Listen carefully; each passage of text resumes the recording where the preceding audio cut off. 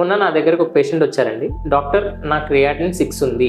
మొన్న మా పక్కింటి వాళ్ళకి క్రియాటిన్ 10 ఉంటే ఇదే హాస్పిటల్కి వచ్చేసి ట్రీట్మెంట్ బాగా అయ్యింది, క్రియాటిన్ తగ్గిపోయింది, నార్మల్గా వచ్చేసింది అని చెప్పారు. అందుకే నేను మీ దగ్గరకు వస్తున్నాను.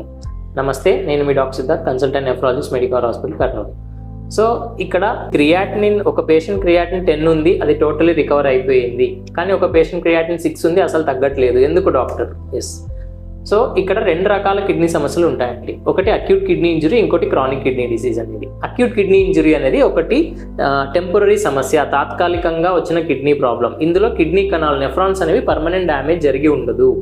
కాబట్టి ఏ కారణం వల్ల అయితే కిడ్నీ ప్రాబ్లం, ఈ అక్యూట్ కిడ్నీ ఇంజరీ వచ్చిందో దాన్ని తెలుసుకొని వెంటనే ట్రీట్మెంట్ ఇస్తే మనకి ఈ క్రియాటిన్ 10 ఉన్నా 12 ఉన్నా అక్యూట్ కిడ్నీ ఇంజరీలో కంప్లీట్ రికవరీ అవుతుంది. కానీ దీర్ఘకాలం కిడ్నీ సమస్య అంటే CKDలో మనకి ఈ డ్యామేజ్ అనేది పర్మనెంట్గా ఉంటుంది. కిడ్నీ కణాలు అనేవి, నెఫ్రాన్స్ అనేవి పర్మనెంట్గా డ్యామేజ్ అవుతాయి. అండ్ పర్మనెంట్గా డ్యామేజ్ అవడమే కాకుండా ఇది చాలా దీర్ఘకాలంగా నడుస్తూ ఉన్న ఒక ప్రాబ్లం అనమాట. అంటే లోపల కొద్దిగా పెరుగుతున్న ప్రాబ్లం అనమాట. కాబట్టి ఈ దీర్ఘకాలం కిడ్నీ సమస్య అంటే CKD వల్ల వచ్చిన క్రియాటిన్ని తగ్గించడం కష్టం. కానీ అక్యూట్ కిడ్నీ ఇంజరీ వల్ల ఎంత క్రియాటిన్ ఉన్నా తగ్గించవచ్చు. కాబట్టి కంపేర్ చేసుకోవద్దు. Thank you.